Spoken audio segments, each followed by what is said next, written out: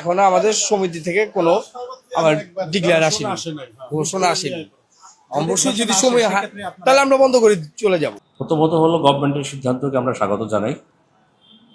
পাশাপাশি আমাদের গভর্নমেন্টের প্রতি একটা আছে, মানে এটা সাবমিশন আছে বা আমাদের একটা দাবি, সেটা হলো যে 6টার স্থলে যদি 8টা পর্যন্ত মিনিমাম করে তাহলে আমাদের ব্যবসায়ীদের জন্য খুবই ভালো হয়, নতুবা ব্যবসা বাণিজ্য অপূরণীয় ক্ষতি হয়।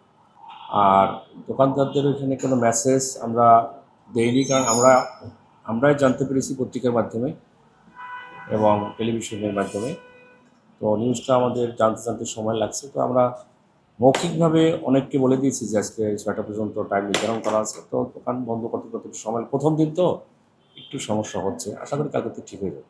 আমরা কোনো সংস্থার থেকে কোনো চিঠি পাইনি, তবে গভর্নমেন্টের সিদ্ধান্ত তো আমাদের মানতেই হবে।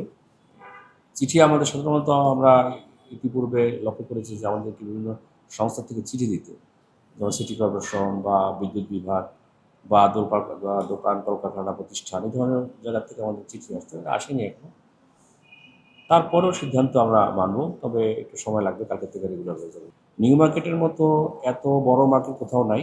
আর 2 নম্বর কথা হলো, এখানে হলো বিভিন্ন ধরনের ব্যবসায়ী আছে। যেমন ধরেন অন্যান্য মার্কেটে বিভিন্ন ধরনের ব্যবসায়ী নেই, আমাদের এখানে যেমন ডক্টর বসে, মেডিসিনের দোকান আছে, ফাস্টফুডের দোকান আছে, রেস্টুরেন্ট আছে। এই এই ক্ষেত্রগুলির তো একটু শিথিলতা আছে। তো যার জন্য এইখানে ব্যবসায়ীদের মানে ব্যবসায়িক ধরনও ভিন্ন এবং আমাদের সিদ্ধান্তটা একটু ভিন্ন ভিন্ন নিতে হয়। যার জন্য একটু সময় লাগতেছে, আমাদের ক্যাটাগরি আমাদের সিদ্ধান্ত নিতে হবে।